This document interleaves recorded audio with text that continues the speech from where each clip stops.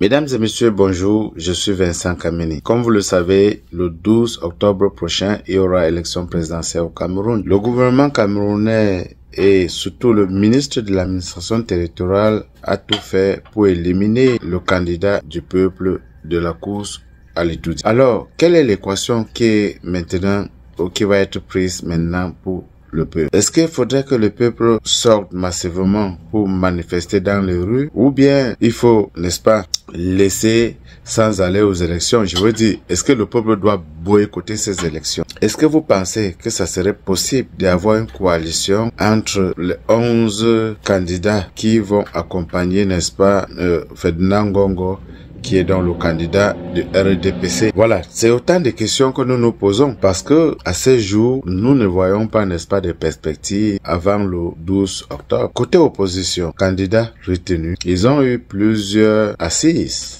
notamment l'assise de Fumban, où on se disait qu'ils vont sortir de là avec un candidat consensuel parce que on ne parle plus de candidat unique. Sortant de ces conclaves, ils n'ont pas pu s'attendre. Alors ils ont eu un autre conclave à Yaoundé. À Yaoundé également, ils n'ont pas pu s'entendre aux candidats. Ce que nous avons comme information, c'est que certaines personnes disent que si vous voulez être le candidat consensuel, en tout cas de ce groupe de personnes, il faudrait rembourser à chacun les 30 millions de caution. C'est ce que les gens disent. C'est encore à vérifier. Quel que soit le cas, si c'est vrai que c'est la condition que certains sont en train de poser entre le groupe de 7 ou de 8 qui sont en train de se réunir pour trouver un candidat consensuel, nous voulons dire ici que ça c'est de la malhonnêteté. Parce que, en fait, si ils s'entendent et choisissent une personne comme candidat consensuel, le reste vont retirer tout simplement les candidatures et leurs 30 millions vont être restitués par Eleka. Et c'est clair. Si vous enlevez vos candidatures avant l'impression des bulletins, on restitue votre argent. Donc, vous ne pouvez pas venir poser les conditions qu'il faudrait que celui qui va être, n'est-ce pas, le chef de file de l'opposition par rapport à l'élection présidentielle vous rembourse d'abord vos 30 millions. Ça veut dire que vous voulez qu'on vous achète alors que vous allez encore aller chercher les autres 30 millions qui est à Eleka. Donc, ça serait très difficile. Je peux déjà dire par rapport à mon analyse ici que ça serait très difficile qu'on ait un candidat consensuel. Là, on a environ 7 personnes qui sont dans ce mouvement-là, dans ce conclave-là pour trouver un candidat consensuel. Nous avons de l'autre côté quelqu'un comme Joshua aussi qui a dit s'il faut faire n'importe quelle coalition et que ce n'est pas lui qui a l'entête, ça veut dire qu'il n'est pas sur ça. Donc Joshua aussi dit il n'est pas dans des coalitions si ce n'est pas lui qui va être donc comme président. On a de l'autre côté Cabral Libi également qui avait commencé avec le groupe de Fumban, comme on les appelle actuellement. Mais à la mi-chemin, Cabral Libi a dit, lui, il va faire cavalier seul. Nous avons Joshua aussi et Cabral Libi qui ont décidé déjà de faire cavalier seul, alors qu'on a un groupuscule qui essaie de trouver un candidat consensuel. De l'autre côté, on a Bello Bouba Magari qui est aussi de l'autre côté, qui fait cavalier seul, qui n'est pas soit avec le Joshua aussi, ou avec le groupe de Fumban. Mais il y a quelqu'un parmi tous ces candidats-là, Issa Chiroma Bakari, qui est très clair, qui a rencontré Bello Bouba Magari, peut-être pour s'associer et avoir les voix du Nord. Issa Chiroma Bakari fait partie du groupe de Fumban parce que il avait toujours été représenté dans ce groupe-là par la secrétaire générale qui a été exclue du parti par le président Issa Chiroma Bakari pour l'effet de tribalisme, comme vous le savez déjà. Il fait partie non seulement du groupe de Fumban, mais également il est en train de se battre pour se réunir avec Bello Bouba Magari. Et je pense que si ils réussissent à avoir, n'est-ce pas, une entente avec Bello Bouba Magari, ça veut dire que les voix de Grand Nord est sécurisée. Une fois que les voix de Grand Nord est sécurisée, maintenant, on revient du côté du groupe de Fumban pour voir qu'est-ce que peut en sortir.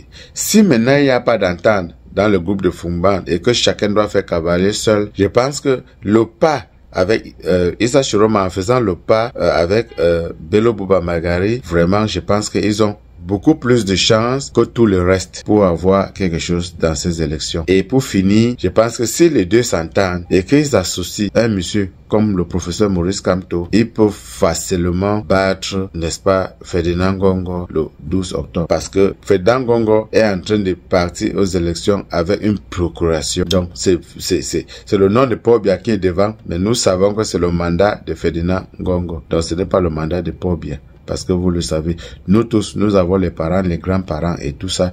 Nous savons déjà à cet âge-là comment est-ce que les grands-parents peuvent être. Quelle est la fragilité qu'ils peuvent avoir par rapport même à leur mobilité, par rapport à leur santé et tout ça. Donc vraiment, à ce moment-ci, nous savons que c'est le mandat de Ferdinand Ngong que le RDPC est en train d'aller chercher. Mesdames et messieurs, vous voyez que nous attendons voir l'entente entre Bello Bouba Magari et Issa Shiroma Bakari, ce que ça va donner. Si ça donne et qu'ils associent le professeur Maurice Kamto, je pense que le peuple peut quand même partir avec lui. Et surtout que Issa Shiroma Bakari dit, lui, il n'est pas là pour un mandat de 7. Issa Shiroma dit, il est là pour la transition. Et vous savez que au groupe de Douala, ils sont en train de se battre pour trouver un candidat de consensus, mais un candidat qui va accepter la transition. En fait, le groupe de Douala, leur idée était quoi? Leur idée était que si on retient même 20 personnes pour aller aux élections, ils s'entendent et mettre une personne qui va être comme le président de transition et tous les autres personnes vont être nommées les ministres dans les différents postes. Ensemble, maintenant, ils vont mener la transition et au bout de 3 ans, ils vont, après d'avoir fait asseoir toutes les structures, c'est-à-dire que le gouvernement, la constitution et tout ça, les lois électorales et tout, après d'avoir tout changé au bout de 3 ans, ils devaient normalement organiser l'élection, n'est-ce pas, présidentielle, et tout le monde là pouvait aller individuellement, n'est-ce pas, aux élections, en sachant que les lois sont faites pour que chacun puisse, par rapport à sa force, voir s'ils peuvent gagner les élections. Parce que les lois, maintenant, doivent être une loi consensuelle, que les gens se sont assis, ils sont déterminés comment est-ce que nous voulons organiser nos élections. Et à la fin, ils vont donc faire une loi électorale consensuelle. Et au bout de 3 ans, ils vont aller aux élections. Donc, Issa Shiroma Bakari reste dans ce modèle-là. Et moi, c'est vrai que je l'ai pas beaucoup aimé à cause de son passage au gouvernement quand il était surtout ministre de la communication. Il nous a fait beaucoup de mal avec beaucoup de mensonges. On n'a pas oublié que quand on avait tiré sur les enfants au nord, Issa Shiroma avait dit que c'était au Mali. Voilà, on n'a pas eu un ministre de la communication menteur comme Issa Shiroma Bakari. Mais Kodor avait dit que parfois quand tu es en train de te noyer, même si c'est sur la queue de serpent qu'il faut t'accrocher pour te sauver, tu t'accroches. Donc on est dans ce cas-là aujourd'hui. Tout ce qu'il a fait, il a fait. Mais on est dans un cas aujourd'hui où l'évêque de Yagoua avait dit que vaut mieux le diable que celui qui est là aujourd'hui. Donc on est dans le cas de vaut mieux le diable que celui qui est là aujourd'hui. Vaut mieux qu'on mette tout en soutien Issa Shiroma Bakari si jamais le professeur le soutient aussi. Parce que nous, on était là pour le professeur Kamto. Maintenant qu'on nous est privé de professeur Maurice Kamto, qu'est-ce qu'il faut faire? C'est la question qu'on se pose. Nous attendons voir, n'est-ce pas, de quel côté le vent, qui souvent va nous amener, et à partir de là, nous allons décider de ce qu'il y a lieu de faire avec les élections qui est en train de s'annoncer très difficile au Cameroun dans les prochains jours. Mesdames et messieurs, merci toujours à votre service. N'oubliez pas comme toujours de liker, de vous abonner dans nos différentes pages, surtout de nous dire en commentaire ce que vous en pensez. Merci beaucoup, bonne soirée et à très bientôt. Bye bye.